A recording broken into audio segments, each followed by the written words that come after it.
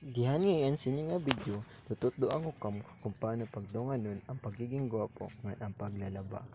Step 1, ibutang ang washing ang patalibonga, parehas ang pagpapaikot sa imusan imon ik. Panduwa, pagbutang planggana sa tubig. Dikan katima mo pagbutang tubig. Sugua ang bado na kuhaon ka, kay para magbulyas ka na. Kahagasan saka baldi man ninakabuhat. Pagkatima mo pagkuha, ibutang ang lagay sa balde. Pagkatima, ibutang ang planggana sa bado para mabulyasan mo na. Hinahinay la. Yan, grab. Ngan pagkahuman, imikos-mikos mo na yan, insan. Yeah. Oh, tornado.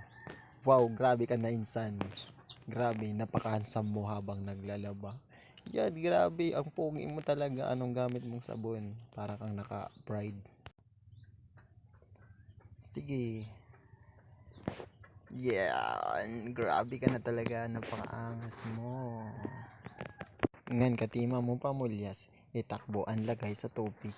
Ngan kuhaan na ang imong ginbulyasan. Kay mananampay nakit. Yeah. Didi pala sa part na ito. Napansin ko parang ang bilis ko na palang maglaba ngayon. Kaya binilisan ko pa.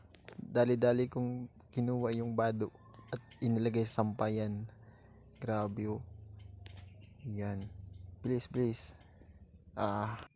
Ay, kakuri talaga maglaba kapag nahihirapan ka. Parang napaka-difficult. Kaya nagpabulig na nga ako sa kakampal ko para matim agad kami, di ba? Siya pala si Mang Ikot. Ako naman si Maro. Sige. Bilis. Ang bagal mo. Medyo may jaya na ngayon na ako ganyan yung mga video. Kaya salamat na lang sa na-support.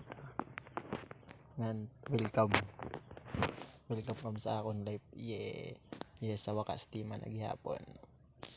Grabe talaga oh. Kahit haggard na pogi pa rin. Napakaangat. Grabe talaga oh. Wow, grabe ang pogi ko talaga. Di talaga ako makapaniwala sa sarili ko. Yan.